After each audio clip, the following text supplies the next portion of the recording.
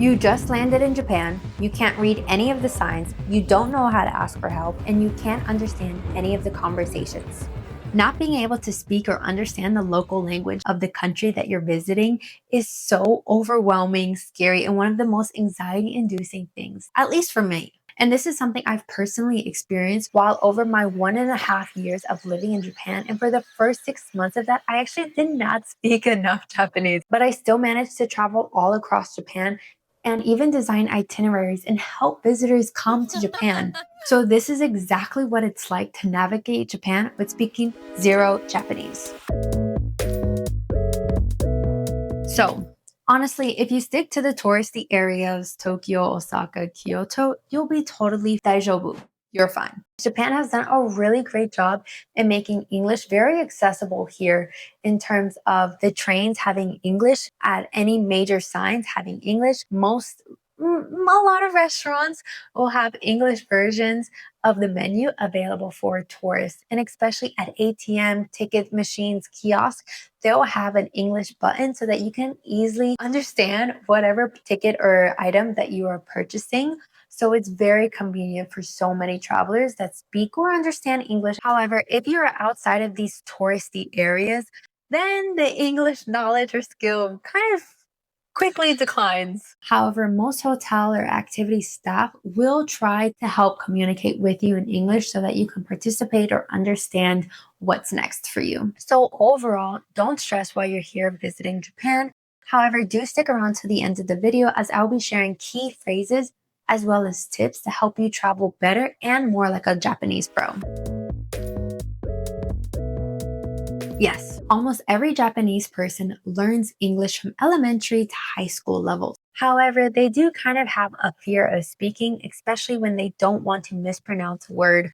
So that is where the difficulty kind of lies, because trust me, they do understand. They will be listening. So use simpler English, use hand gestures, point to things if needed. Just don't be a jerk about it. I cannot tell you the amount of tourists that I have seen yelling at people that are just trying to help them. This is not America or your home country where you can just expect everyone to speak English or your local language. If you're feeling frustrated, trust me, I've been there too, but you need to remember to take a deep breath, relax, use Google Translate, look around, see if someone will be willing to help you, and talk to people in a nicer tone. I'm sorry, rant over, but this is just between me and some of those bad tourists I've seen out there.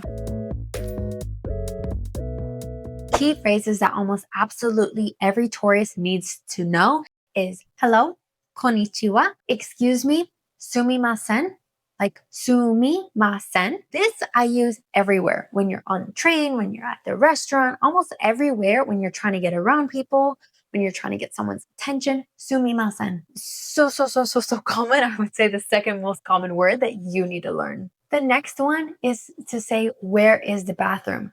In Japanese, we actually don't use the word bathroom or restroom. Instead, we use the word toilet. So you will need to learn toilet wa doko desu ka? Again, toilet wa doko desu ka? Where is the toilet? If you also have your phone, you can just point to somewhere. If you're trying to find your hotel or train station, you can say kore desu, kore wa doko desu ka? Where is this place? And again, show it on your phone. Next is thank you, which is short, arigato, or arigato gozaimasu, which basically means very formal and polite way of saying thanks. Arigato, arigato gozaimasu. The next that is so important is mizu, means water. You can say, o mizu kudasai, more water, please. Water, kudasai. Mizu, please. It's so important. Next, and one of the most underrated words many tourists do not use is kore, kudasai. So if you have a menu in front of you and you want to eat that specific item, you could just say, kore, kudasai, this please. So some common phrases if you have an allergy or dietary restrictions. Please note that Japanese people use the word allergy.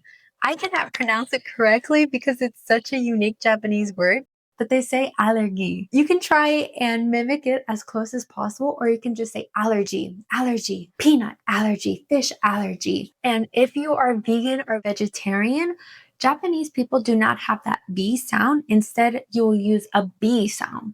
So, for example, if you are vegan, you would say vegan, vegan. If you're a vegetarian, vegan.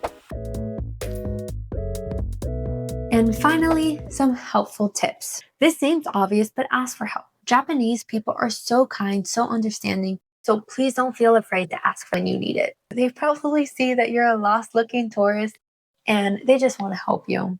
Use Google Translate. Speak in simple, short English sentences. You also want to write down any important information, questions, hotel addresses, dietary restrictions, or allergies in Japanese preset on Google Translate on your phone, or have it somewhere quickly to where you can point to it and show it to someone so that they can read it. This one, even though it sounds kind of weird to do in another country, this is something that I've kind of always done. If you see someone kind of looking at you, making eye contact with you, and you feel safe and secure and it's in a comfortable situation, don't be afraid to talk to them. Most Japanese people are interested in foreigners and travelers, so they most likely either just want to get to know you or honestly practice their English with you. So again, if you're like you don't know what to do, or you just being bold enough to strike up a conversation with a new person, feel free to talk to these people that, are looking at you, because again, chances are they want to get to know you. So who knows, it could be your new best friend. Again, if you're feeling safe and comfortable at that moment. So I'll see you in my next video where I share all my secrets of traveling in Japan that I did not share in my last video, because this is a secret, okay? We got to keep this between you and me. So stick around for the next one. All right, thanks. Bye.